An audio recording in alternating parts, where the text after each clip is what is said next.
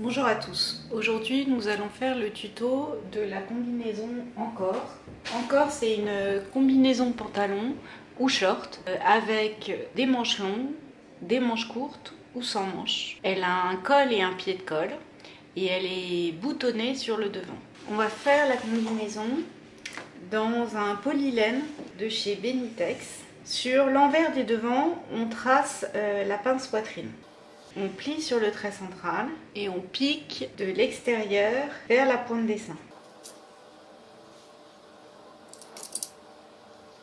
Donc on pique de l'extérieur vers la pointe des seins. On plie envers contre envers le dos et on pique en vertical sur 2-3 cm au niveau du cran pour le pli rond. Alors, marquez bien le milieu dos. On ouvre le pli et on fait correspondre le cran avec le cran de milieu dos. On maintient le pli avec une surpiqûre à 0,5. J'ai décidé de rehausser l'empiècement avec un passepoil argenté. On positionne endroit contre endroit le passepoil avec le dos. L'endroit de l'empiècement intérieur est contre l'envers du dos et l'endroit de l'empiècement extérieur est contre l'endroit du dos.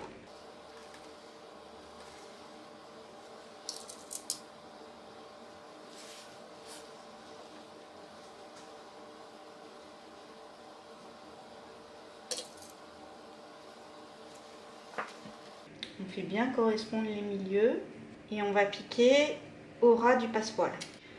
On a pris le dos entre les deux épaisseurs d'empiècement. Maintenant, il s'agit de mettre le devant avec l'empiècement. Donc on positionne endroit contre endroit, le devant avec le dos. Pareil, j'ai mis un passepoil.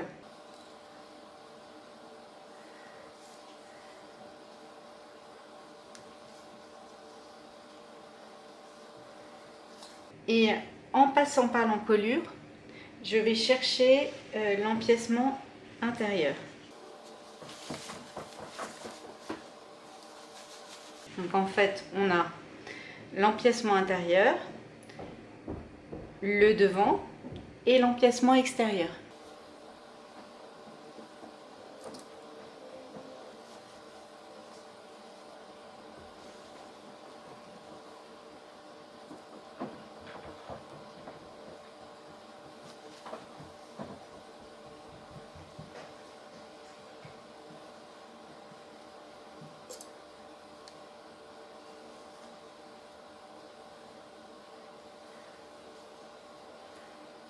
Et on pique au ras du passepoil les trois épaisseurs. Donc on a assemblé le dos avec les empiècements et avec les devants. Maintenant on va s'occuper des manches. Sur les manches on a une fente. Donc on a besoin d'un biais de 4 cm de large et une vingtaine de centimètres de long. On va piquer le biais le long de la fente. Ici au début de la fente on va piquer 1 cm de biais et 1 cm de fente. Et au sommet de la fente, on ne va piquer que quelques millimètres, 1 ou 2 mm de chemise. Par contre, on va toujours piquer la même largeur de biais. C'est-à-dire qu'on va piquer comme ça.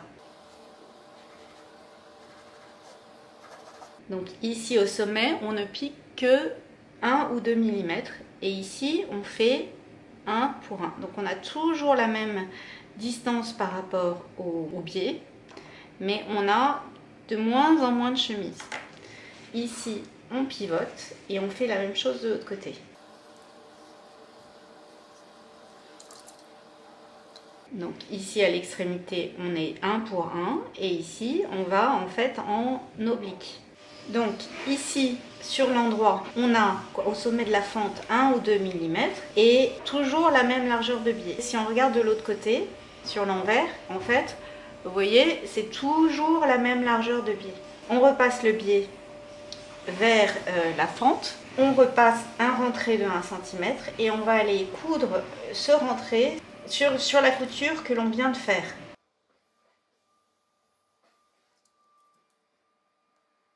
Donc on pique ici sur la couture que l'on vient de faire. On ajuste la longueur du biais. On replie endroit contre endroit et on va aller piquer le petit triangle ici en faisant un aller-retour de biais pour bloquer les deux épaisseurs de biais. On forme le pli.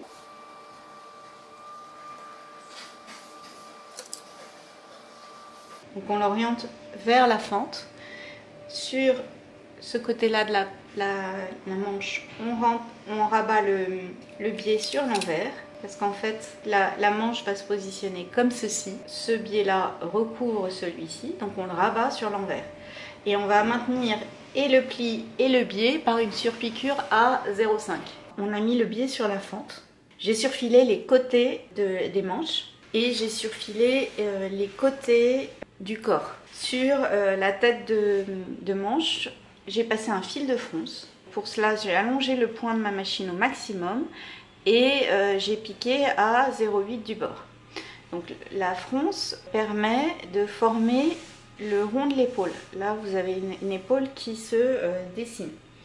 On assemble endroit contre endroit la manche au corps.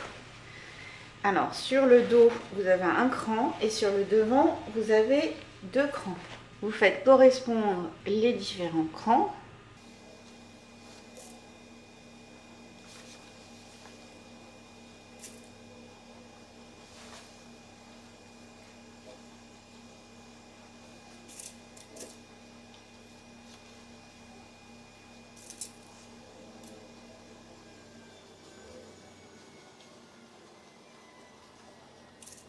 En fait, ce qui est important, c'est de ne pas avoir de fronce du côté de la manche. Les fronces sont que dans la valeur de couture.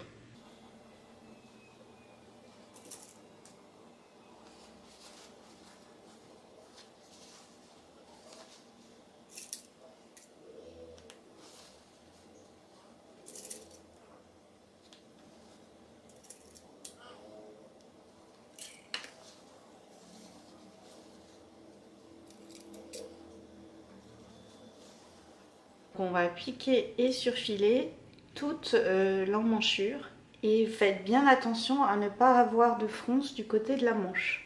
J'ai piqué et surfilé la manche au corps.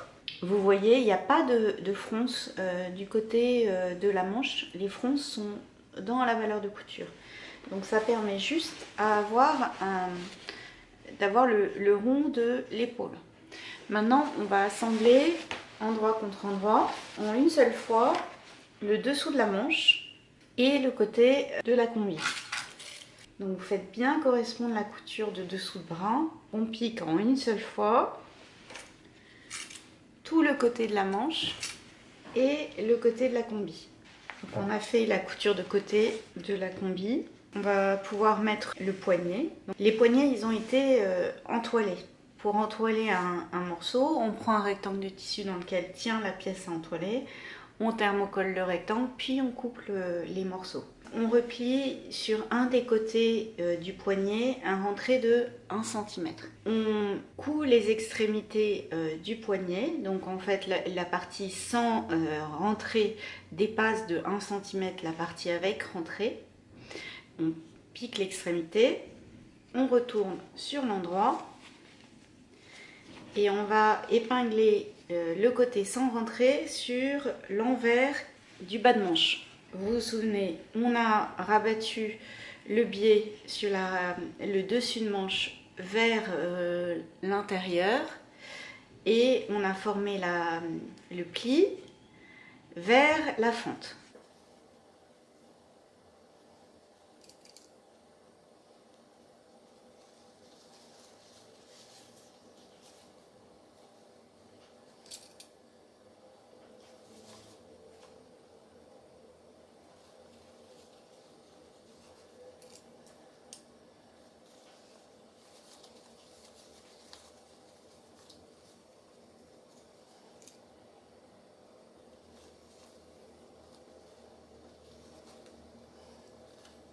Et on pique tout le bord du poignet. On rabat le rentré sur la couture que l'on vient de faire.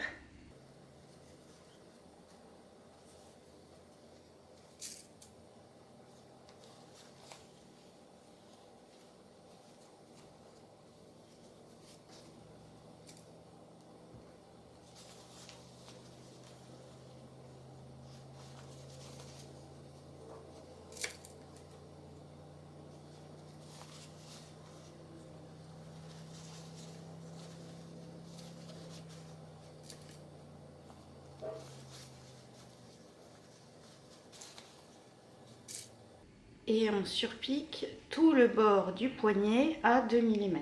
On a rabattu le rentré de 1 cm sur la couture et surpiqué tout le bord du poignet à 2 mm.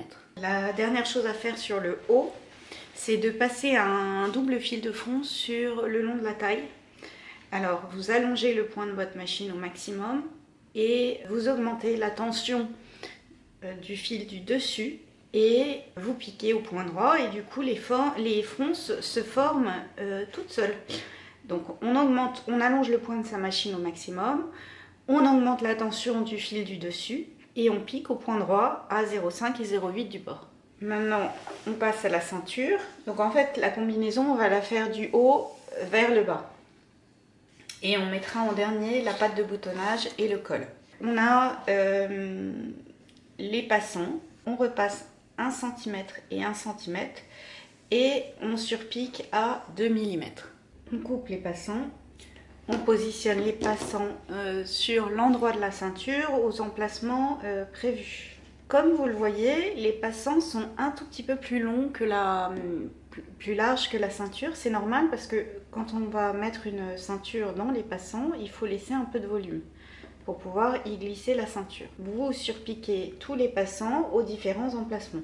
On a piqué et surfilé les deux épaisseurs entre la ceinture et le haut. Maintenant, on va s'occuper du pantalon sur l'envers des devants. Vous devez mettre une petite rustine de thermocollant ici parce que au moment de mettre la patte de boutonnage, on va cranter au maximum et donc il faut renforcer cette zone. Ensuite, vous devez mettre un droit fil thermocollant le long de l'ouverture de poche pour éviter qu'elle ne se détende.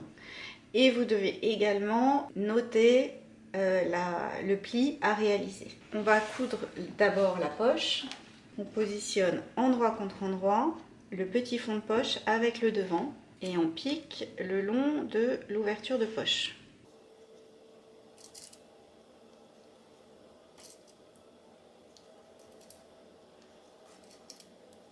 On pique le long de l'ouverture de poche. J'ai couché la valeur de couture vers le fond de poche et surpiqué à 2 mm. On assemble endroit contre endroit le grand fond de poche avec le petit fond de poche le long de l'arrondi.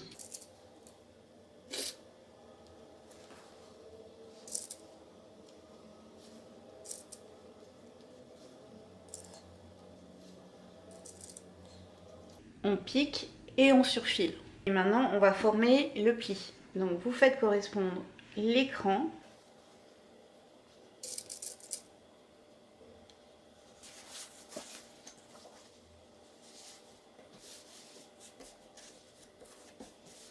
et vous piquez en vertical jusqu'au cran du bas du pli. On va bloquer le pli et la poche sur le haut.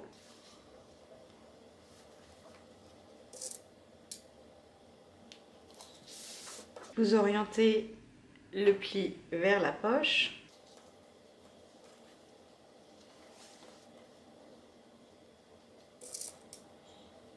Et sur le bas de la poche, pareil, on va bloquer.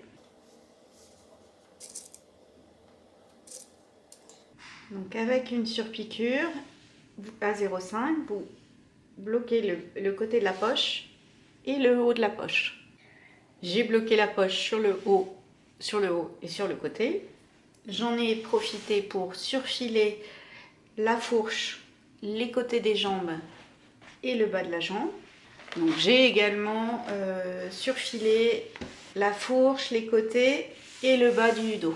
J'ai tracé sur l'envers des dos la pince. Je plie sur le trait central.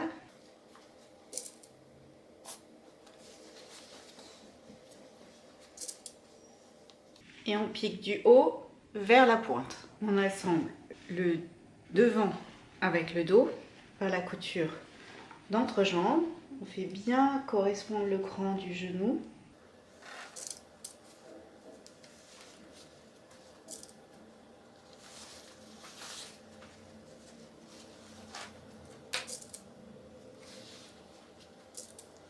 Et on pique également le côté de la jambe. Donc pareil, j'ai un cran au genou.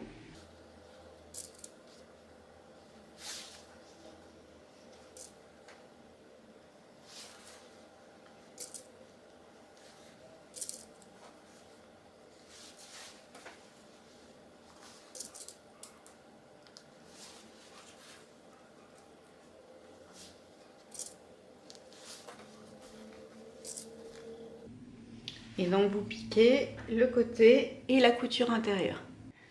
On a fait les coutures de intérieur et de côté du pantalon. J'ai ouvert mes coutures et j'en ai profité pour faire l'ourlet de 3 cm en bas de la jambe. Vous pouvez retourner une jambe sur l'endroit. Vous glissez la jambe sur l'endroit, dans la jambe sur l'envers, et on va piquer toute la fourche. Vous faites bien correspondre la couture d'entrejambe.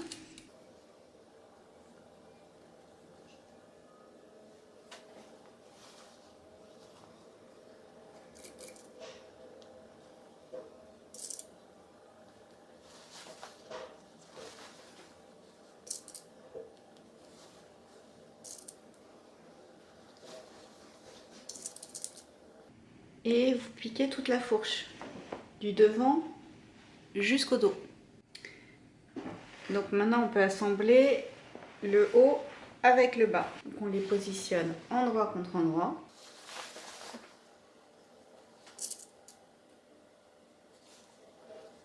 On fait correspondre les différents crans. Donc là on a le cran de la fente, la couture de côté,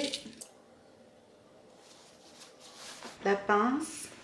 Alors la pince, moi je préfère les orienter vers le côté du pantalon. Le milieu dos, de nouveau la pince, donc que j'oriente vers le côté, la couture de côté, le pli du devant et le bord devant. Et on pique et on surfile tout autour de la taille. Maintenant qu'on a assemblé le haut avec le bas, on va s'occuper de la partie un peu délicate de ce modèle, c'est-à-dire la patte de boutonnage. Donc au niveau de la fourche devant, notez bien vos valeurs de couture à 1 cm à ce niveau-là. Sur les pattes de boutonnage, elles ont été entoilées, puisqu'on va mettre des boutons, faire des boutonnières, donc c'est une partie qui va être fortement sollicitée. Vous marquez bien également la couture de taille. Et on va l'épingler sur l'envers de la combi. Donc là j'ai mes crans de taille. En fait naturellement la couture du haut se met vers le bas et la couture du bas se met vers le haut.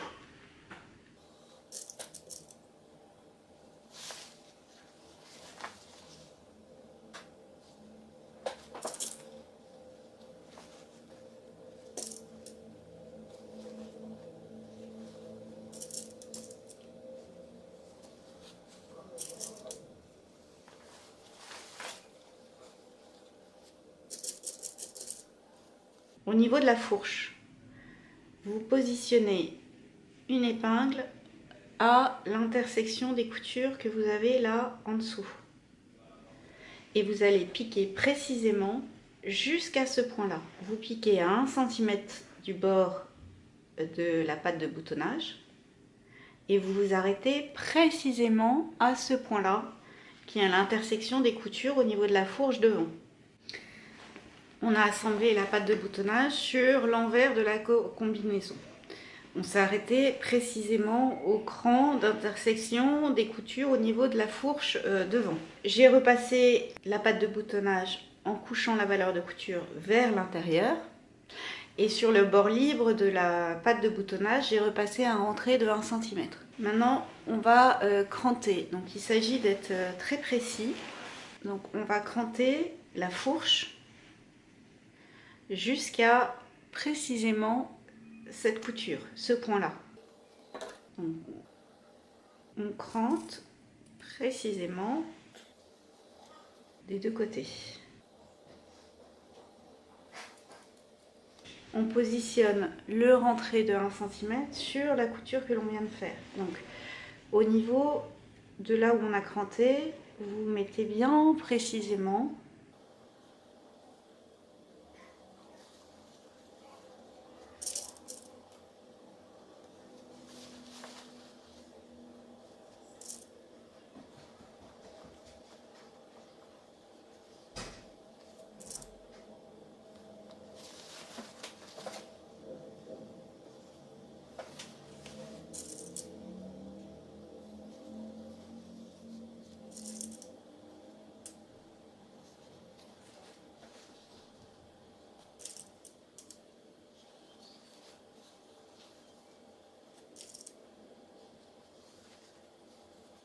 Et on surpique la hauteur de la patte de boutonnage à 2 mm.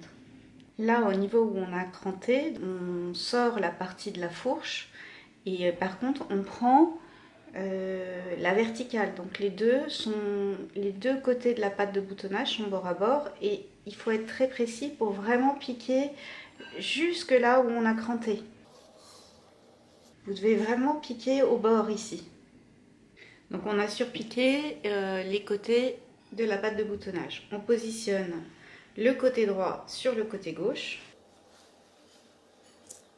On va les maintenir avec une épingle. Et ce qu'il va falloir, c'est piquer ce petit bout. On met bien côté droit sur côté gauche. Donc on superpose et on maintient les deux pattes de boutonnage. Et ici, en fait, vous ouvrez la couture de la fourche et vous allez piquer d'un bout à l'autre du trapèze.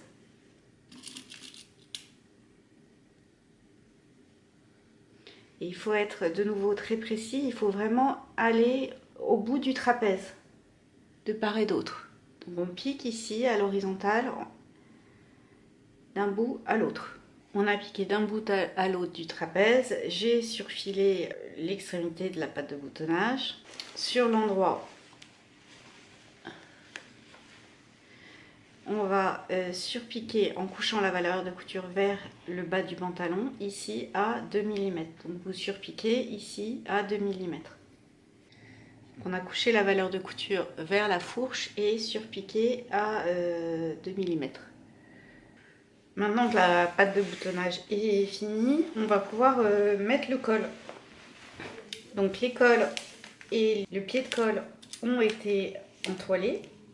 On assemble endroit contre endroit les deux épaisseurs de colle et on crante les angles.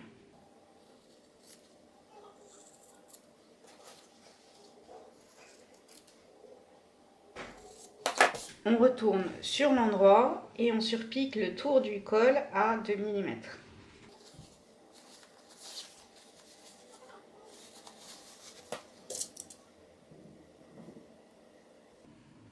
On surpique donc tout le tour du col à 2 mm. On a surpiqué le tour du col. Maintenant, on va mettre le col entre les deux épaisseurs de pied de colle. Donc, on fait bien correspondre le milieu dos, l'épaule, le milieu devant. Et sur une des épaisseurs du pied de colle, on fait un rentré de 1 cm.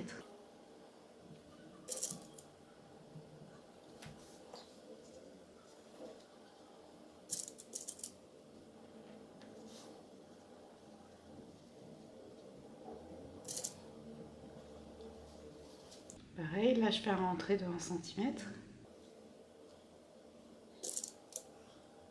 Et on pique tout autour du pied de colle. On recoupe l'arrondi.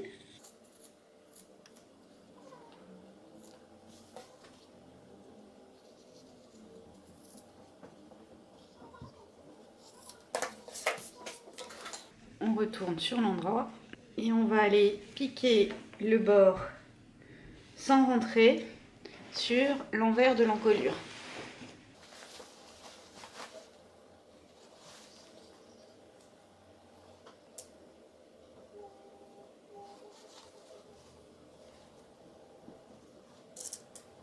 Vous faites bien correspondre l'écran. Donc là c'est le cran d'épaule.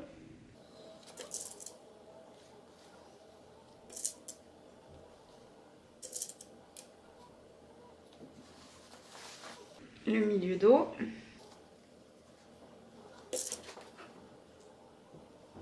De nouveau l'épaule.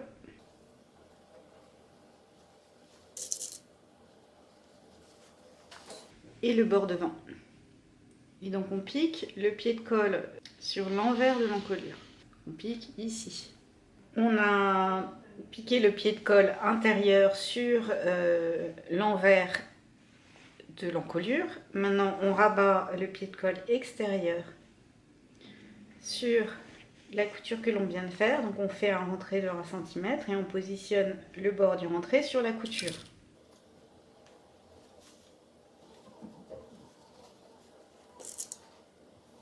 En fait, c'est le même principe que pour le poignet, c'est-à-dire qu'on coud sur l'envers et sur l'endroit, on met le rentré sur la couture et on surpique.